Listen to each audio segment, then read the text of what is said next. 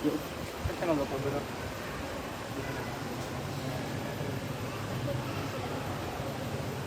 Paano tayo galaw? Ganito lang. Itanong mo lang. Ay, Ano siya?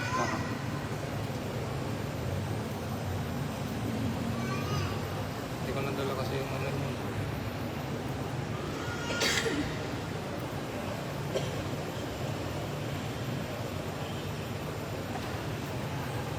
Ha? Ano yung code eh? Ano? Code? Ano ko? Binigay ko yung pag nag-ano lang siya. 4, 5, 6, 4, 5, 6, 1, 2, 3. Paano? Ano yun? Ano yun? 4, 4, 4, 5, 6. 4, 4, 5, 1, 2, 3, 4, 5, 6. So, ano magiging natin? 4, 5, 6. 4, 5, 6, 1, 2, 3. Average na rin. Ay,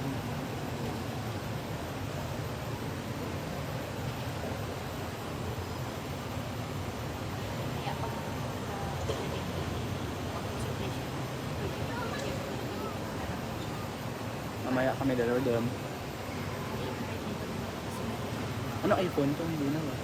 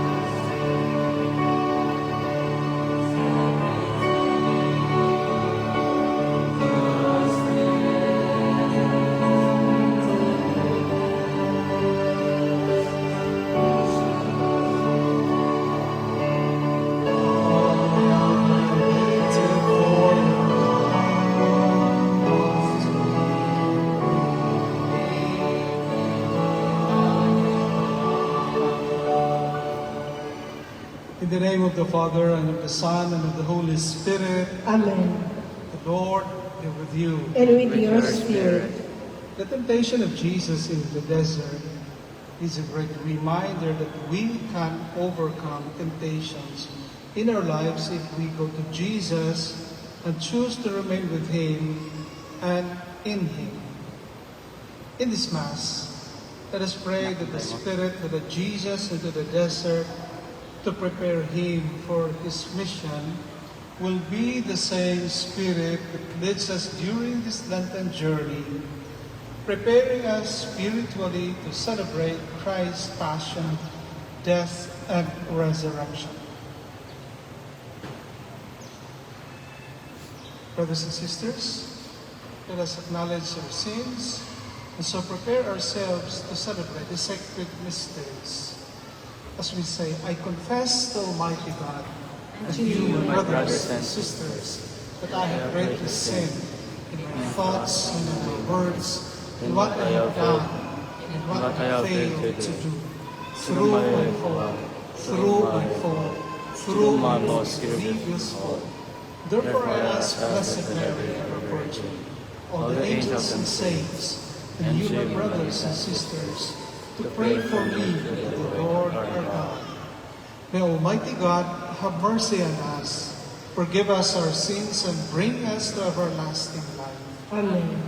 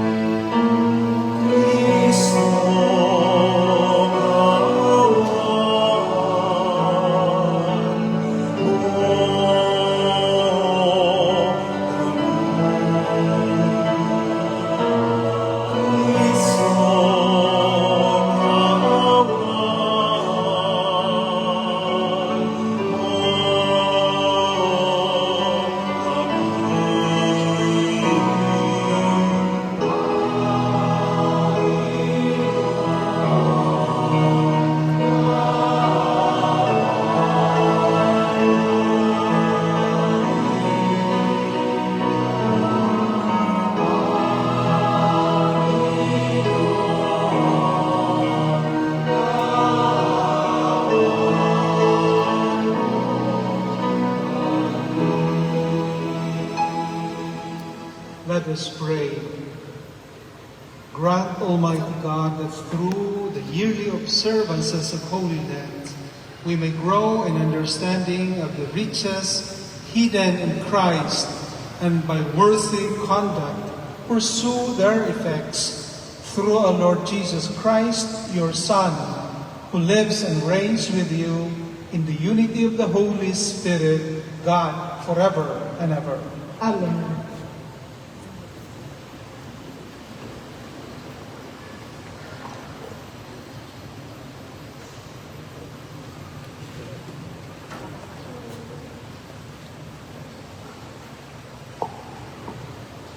A reading from the book of Genesis. The Lord God formed man out of the clay of the ground and blew into his nostrils the breath of life. And so man became a living being. Then the Lord God planted a garden in Eden in the east and placed there the man whom he had formed. Out of the ground the Lord God made various trees grow that were delighted to look at and good for food, with the tree of life in the middle of the garden, and the tree of the knowledge of good and evil. Now the serpent was the most cunning of all the animals that the Lord God had made. The serpent asked the woman, "Did God really tell you not to eat from any of the trees in the garden?" The woman answered the serpent, "We may eat of the fruit of the trees in the garden. It is only about the fruit of the tree in the middle of the garden that God said, 'You shall not eat it or even touch it, lest you die.' But the serpent said to the woman, 'You will certainly not die. No, God knows well that the moment you eat of it, your eyes will be opened, and you will be like gods, who know what is good and what is evil.' The woman saw that the tree was good for food, pleasing to the eyes and desirable for gaining wisdom. So she took some of the fruit and ate it. And she also gave some to her husband, who was with her, and he ate it. Then the eyes of both of them were opened, and they realized that they were naked. So they sewed fig leaves together and made loin clothes for themselves. The word of the Lord. Thanks be to God. Be merciful, O Lord, for we have sinned. Be merciful, O Lord, for we have sinned. Have mercy on me, O God, in your goodness. In the greatness of your compassion, wipe out my offense. Thoroughly wash me from my guilt, and of my sin cleanse me. Be merciful, O Lord, for we have sinned. For I acknowledge my offense, and my sin is before me always. Against you always have I sinned, and done what is evil in your sight. Be merciful, O Lord, for we have sinned. A clean heart create for me, O God, and a steadfast spirit renew within me. Cast me not out from your presence, and your Holy Spirit take not from me. Be merciful, O Lord, for we have sinned. Give me back the joy of your salvation, and a willing spirit sustain in me. O Lord, open my lips, and my mouth shall proclaim your praise. Be merciful, O Lord, for we have sinned.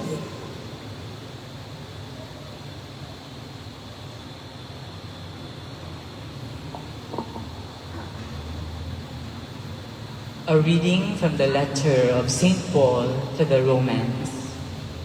Brothers and sisters, through one man sin entered the world, and through sin death.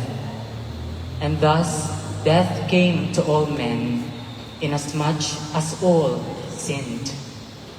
For if by the transgression of the one, death came to reign through that one, how much more will those who receive the abundance of grace and of the gift of justification come to reign in life through the one Jesus Christ? In conclusion, just as through one transgression condemnation came upon all, so through that one righteous act acquittal and life came to all. For just as through the obedience of that one man, the many were made sinners, so through the obedience of the one, the many will be made righteous. The word of the Lord. Thanks be to God.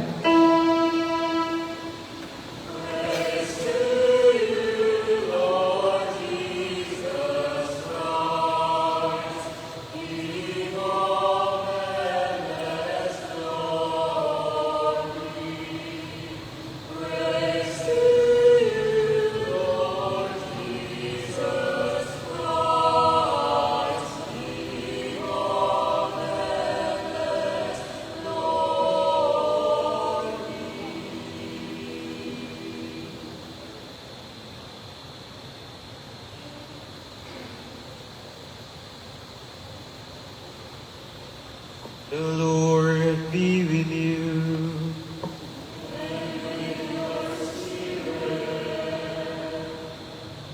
A reading from the Holy Gospel according to Matthew.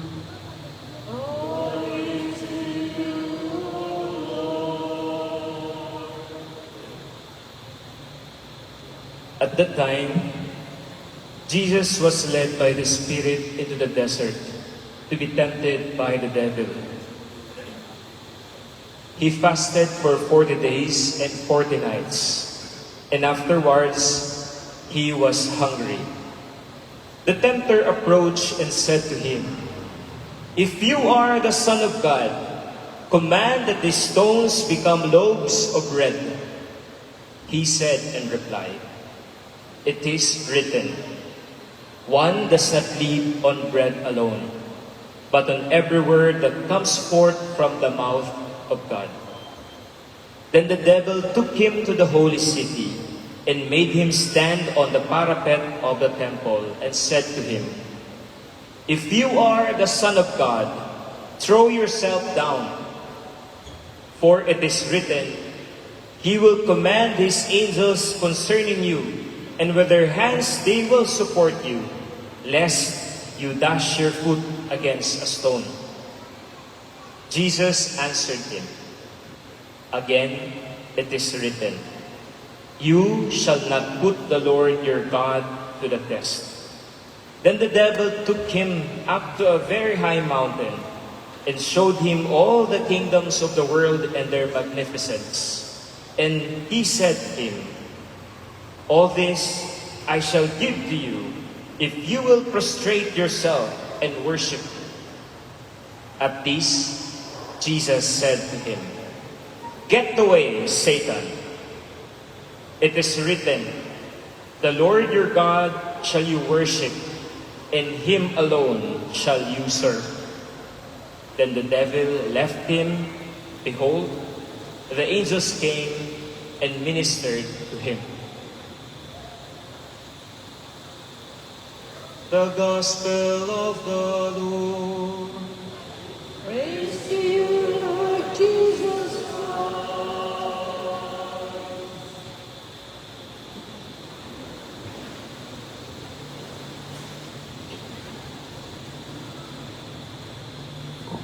Magandang gabi po sa inyo lahat, mga kapatid.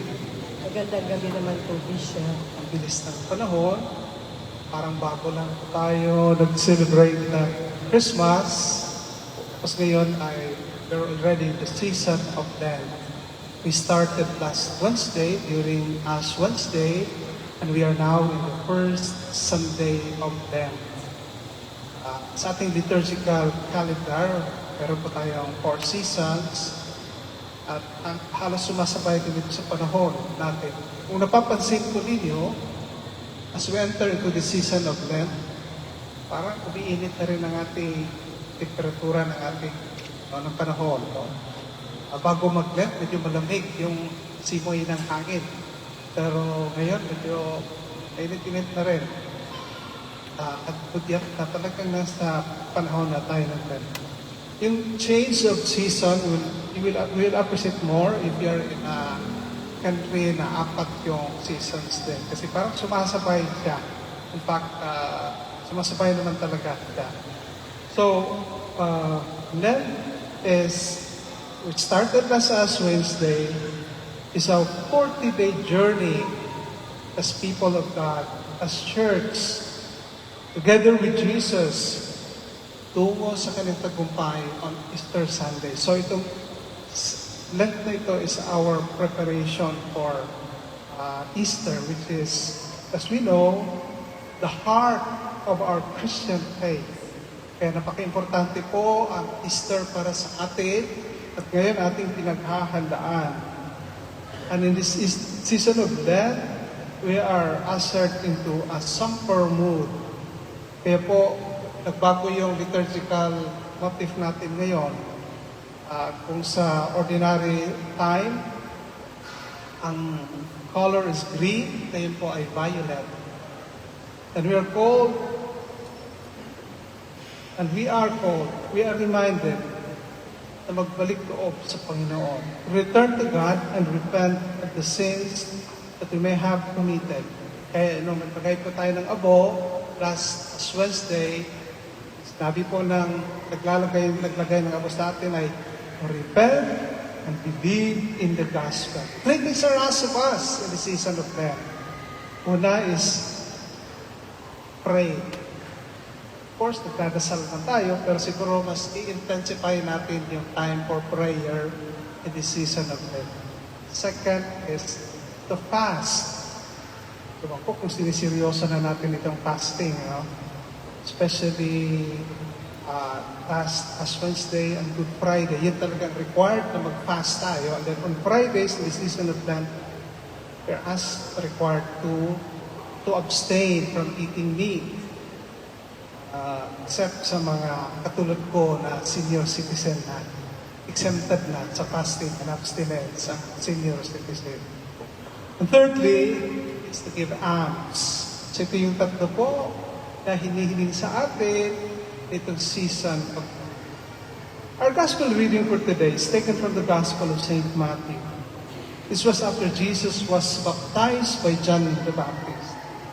For a voice, his father was heard affirming that he is the beloved Son. Pagkatapos po siya binyagan, he was led by the Spirit into the desert where he fasted for 40 days, 40 nights. During the time he was in the desert, he was tempted. Siya po'y tinukso. This is the scene where Jesus fully embraced our humanity. Bakit po? Kasi tayo rin po nakaranas na tinutukso. So, kung tayo'y tinutukso, bilang mga tao, tinutukso, dinanas din ni Jesus ang tuksuhin.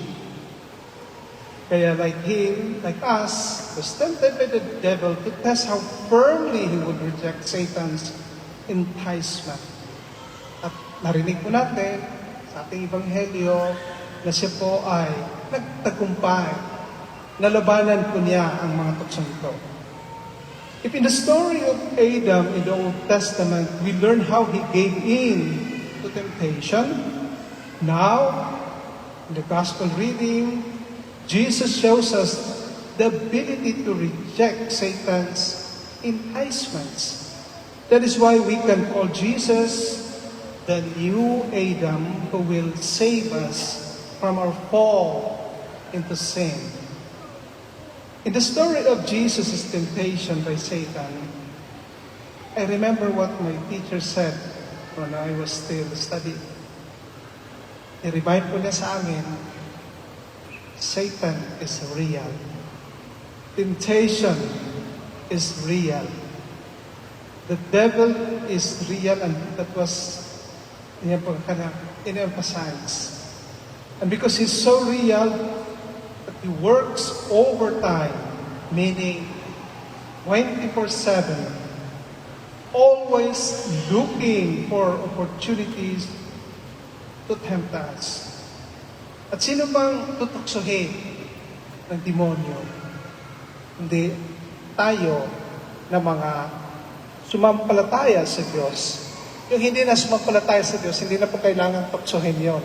Malayo na sila sa Diyos, hindi na sila naniniwala sa Diyos. Pero tayo na naniniwala sa Diyos, tayong target ng demonyo na tuksohin. And Satan is cunning because he looks for our weaknesses and attacks us saan tayo mahihina. In our gospel reading, 3 attempts by Satan to tempt Jesus. These are temptations that we also encounter in our daily life. Yung tinukso ni Satanas kay Jesus, ito din yung kadalasang tukso na ating nararanasan sa ating buhay. Kaya magandang balikan natin yung mga tukso ni Satanas kay Jesus. The first temptation is the temptation of the flesh. Sabi ni Satanas, if you are the Son of God, order the stones to turn into bread. Remember, Jesus was fasting at this time. Gutom na gutom. Napakadaling tuksohin kasi gutom. Tayo rin, pag nagugutom tayo, parang madali tayong yayain. Kumain ka. So, dito, gutom na gutom si Jesus, tinukso. Sinabihan siya, if you are the Son of God, order the stones to turn into bread. This temptation refers to the different temptations and sins born out of the human appetite of the mouth and of the sexual desires, katawan at kalibugan. That is why there are more people who die of overeating than hunger. Mas marami daw taong namatay sa sobrang kain kaysa walang kinakain. Ito nga naman, sobrang kain, ma-high blood ka, ma-diabetic ka, kung ano ng sakit, pag ikaw ay susobrahan. And even those in the church are not spared from this temptation.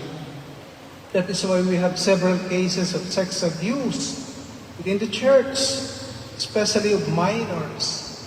Nakikita ni Satanas na dito mahihina tayo. The second temptation is the temptation of lust of life.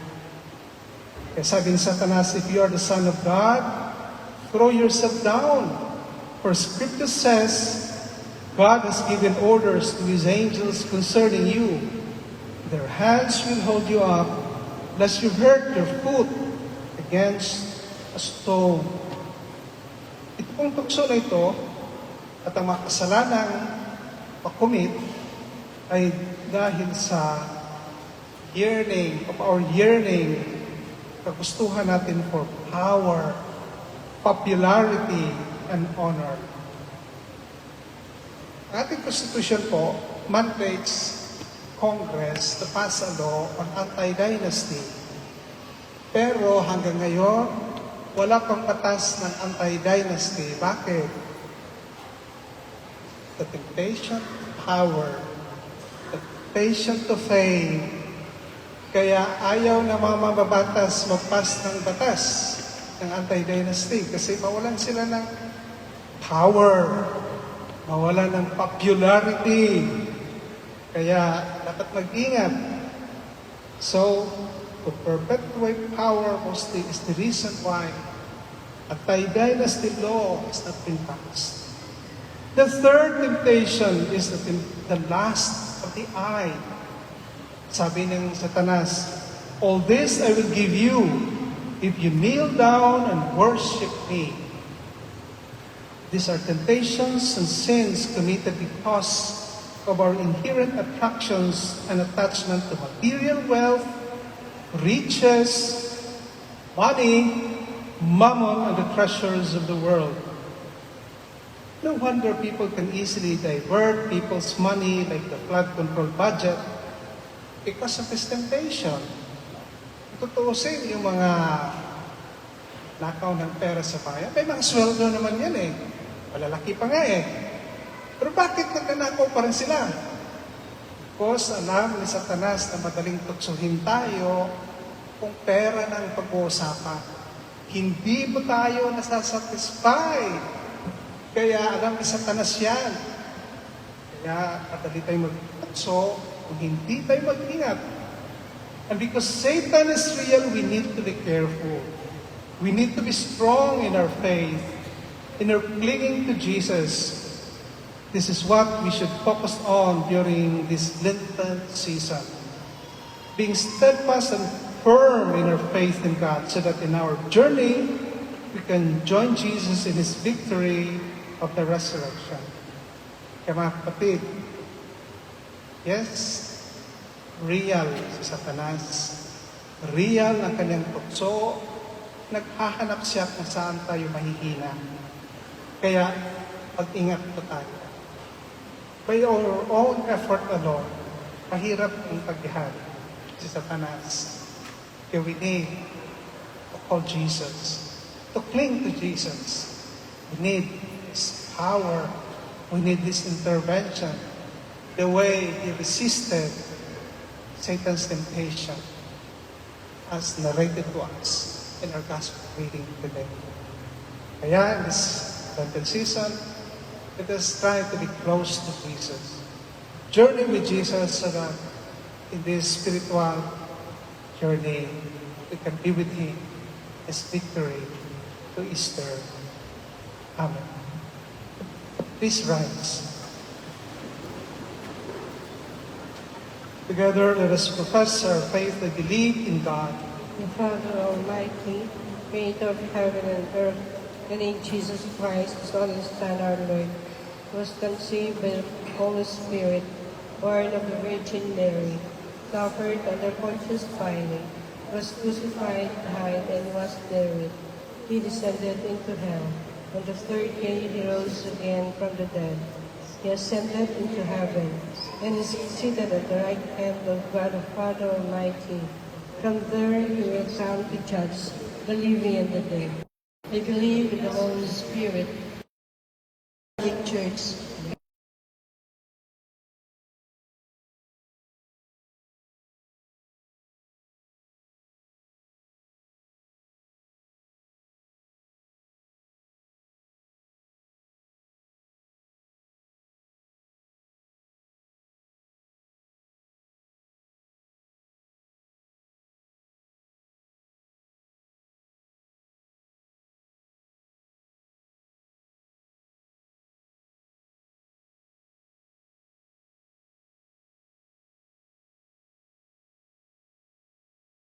others toward a life of love and service.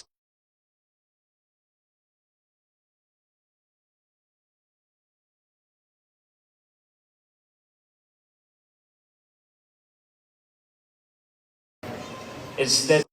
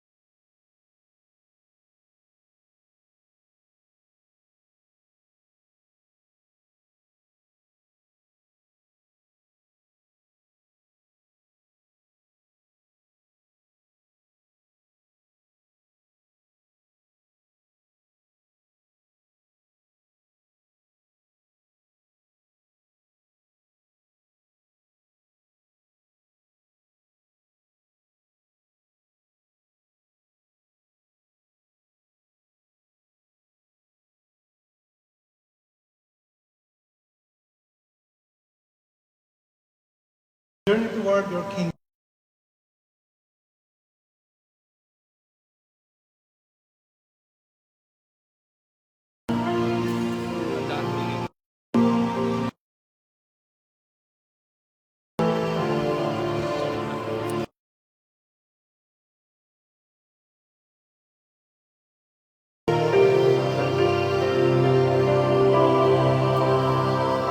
Yung mic okay lang.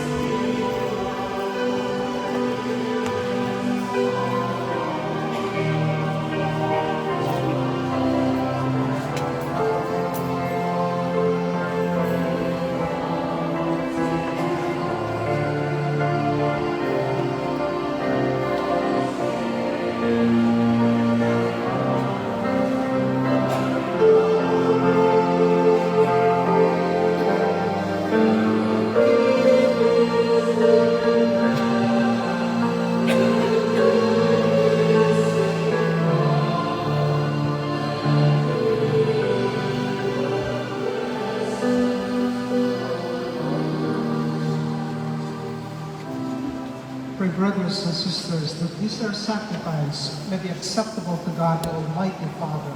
May the Lord accept the sacrifice of your hands for the glory of His name, for our good and good of all His holy faith.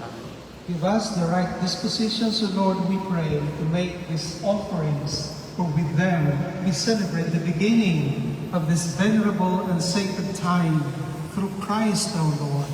Amen. The Lord be with you. And with your spirit, Lift up your hearts. lift up to the Lord. Let us give thanks to the Lord our God. It is right and just. It is truly right and just, our duty and our salvation always and everywhere to give you thanks.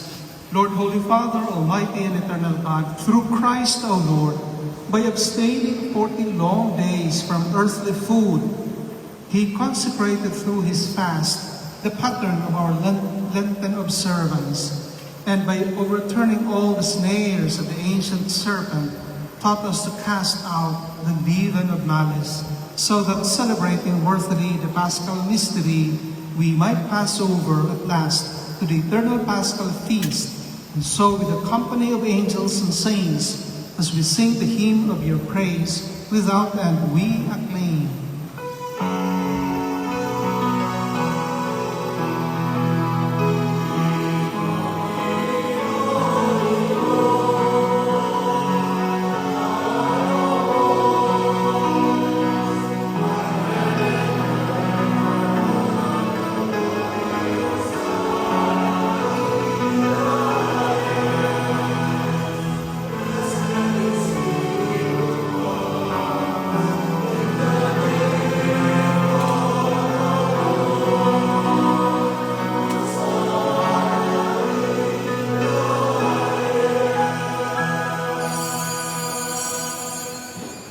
You are indeed holy, O Lord, the fount of all holiness.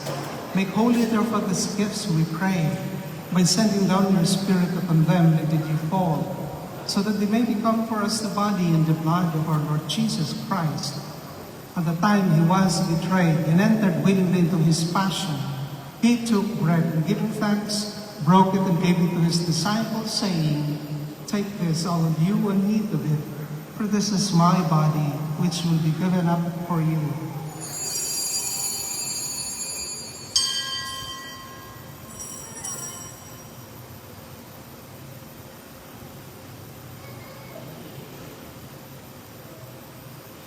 In a similar way, when supper was ended, he took the chalice, and once more giving thanks, he gave it to his disciples, saying, "Take this, all of you, and drink from it, for this is the chalice of my blood, the blood of the new and eternal covenant, which will be poured out for you and for many for the forgiveness of sins. Do this in memory of me."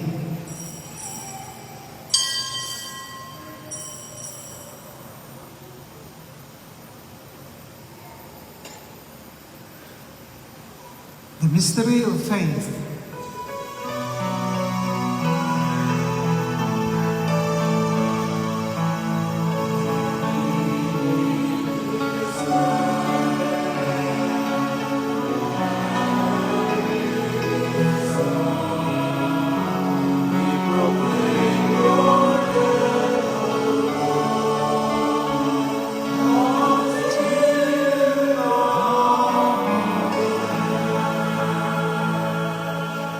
Therefore, as we celebrate the memorial of his death and resurrection, we offer you, Lord, the bread of life and the chalice of salvation, giving thanks that you have held us worthy to be in your presence and minister to you.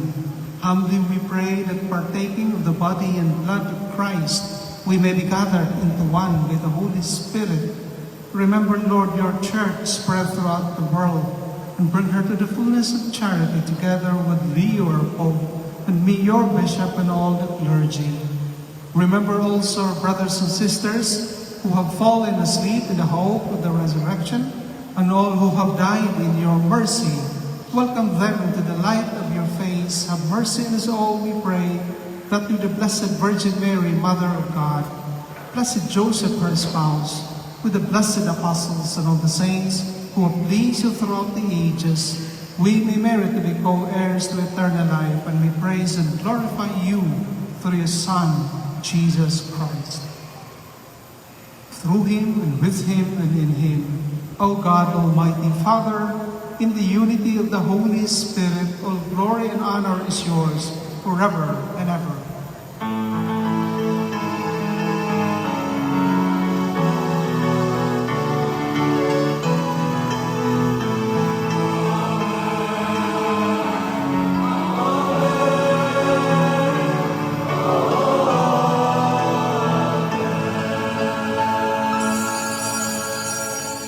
Jesus taught us to call God our Father, and so we have the courage to say,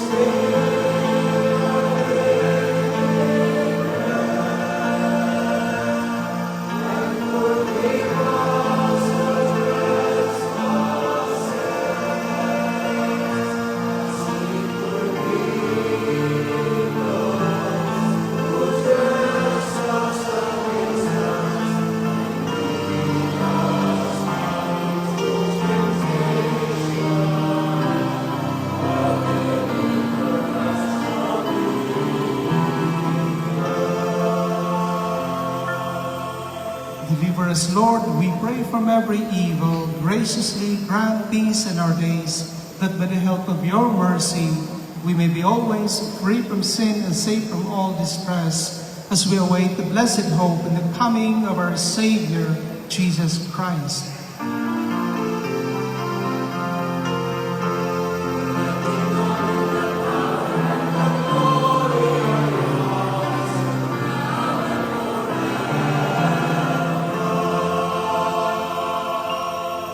Lord Jesus Christ, who said to your apostles, "Peace I leave you, my peace I give you," look not on our sins, but on the faith of your church, and graciously grant her peace and unity in accordance with your will, who live and reign forever and ever. Amen. The peace of the Lord be with you always. And with your spirit. And so for each other, the sign of peace. Peace be with you.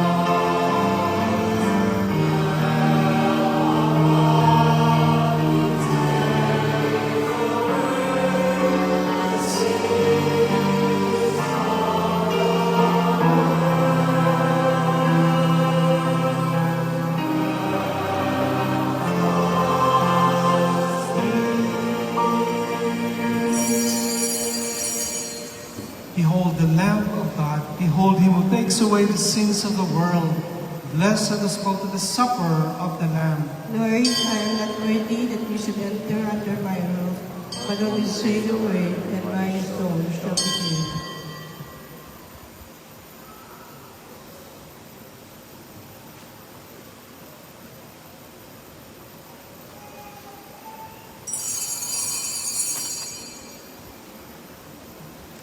Pakiusap po, manatili muna tayong nakaupo.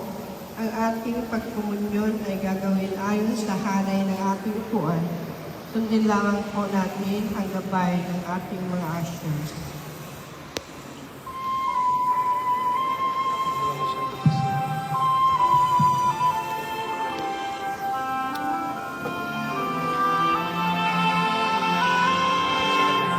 Di ba sa...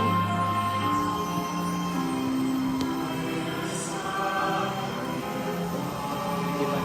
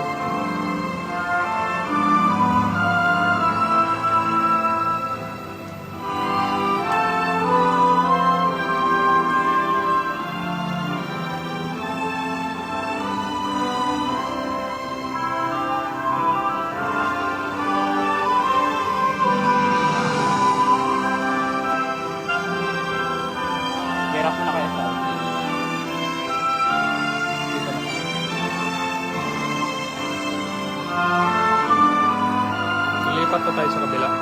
Tapos dito lang. Sa kabila. Tayo dito.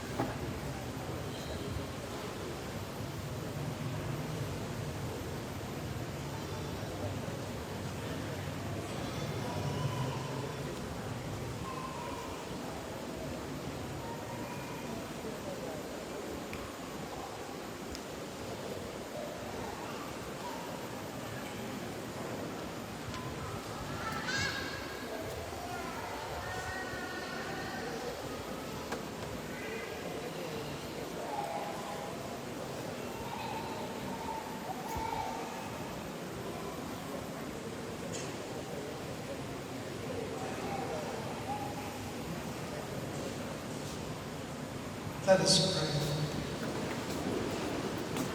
Renewed now with heavenly bread by which faith is nourished, hope increased, and charity strengthened, we pray, Lord, that we may learn to hunger for Christ, the true and living bread that strive to live by every word which proceeds from us, through Christ our Lord. Amen. Please be seated for some announcements. Kapatid, una, pinagdiriwang natin ngayon ang St. Peter the Apostle Sunday. Ang pontifical work of St. Peter the Apostle or Opus Sancti Petri ay tumutulong para sa paghuhubog ng mga seminarista, mga pari at mga relihiyoso sa buong mundo. Kaugnay nito, tayo po ay magkakaroon ng second collection para suportahan ang programang ito ng Opus Sancti Petri. Kalawa, magkakaroon ng World Singles Congress dito sa Puerto Princesa sa darating na ika-27 hanggang ika-29 ng Marso taong kasalukuyan. Ito ay para sa lahat ng mga kabataan na may edad 21 hanggang 39. Sa mga interesado na sumali sa World Singles Congress na ito, makipag-ugnayan lamang sa mga miyembro ng Missionary Families of Christ singles. Ikatlo, para sa mga bata na may edad 5 hanggang 10 taong gulang na nagnanais na gumanap bilang mga anghel sa darating na Palm Sunday at Easter Sunday ngayong taon, kayo ay magpalista kasama ang mga magulang sa opisina ng parokya o makipag-ugnayan sa Facebook page ng Confraternity of Our Lady of Lourdes. Ang unang araw ng practice ay magsisimula sa ika-1 ng Marso mula ika-2 hanggang ika-5 ng hapon. Ika-4, ang Palawan Chamber Choir Incorporated ay magkakaroon ng grand audition sa mga nais na sumali sa kanilang choral group. Ito ay gagawin sa ika-28 ng Pebrero sa San Jose Parish, Barangay San Jose, Puerto Princesa. Makipag-ugnayan lamang sa mga miyembro ng Palawan Chamber Choir. Ika-5, para sa mga kalalakihan na may edad na 30 hanggang 60 taong gulang na nais maglingkod bilang Ministro Laico ng Komunyon or MLK, maaari po na makipag-ugnayan sa opisina ng ICCP o sa mga miyembro nito. Maraming salamat po ang nagpapabatid, ICCP Clergy Teen Ministry. Please stand. The Lord be with you. And with your spirit. Bow your heads and pray for God's blessing. Direct your people, O Lord, we pray, with heavenly instruction, that by avoiding every evil and pursuing all that is good, they may earn not your anger, but your unending mercy, through Christ our Lord. Amen. And may the blessing of Almighty God, the Father, and the Son, and the Holy Spirit come down on you and remain with you forever. Amen. The Mass has been offered. Go in peace, glorifying the Lord by your life. Thanks be to God. Magandang gabi po sa inyo.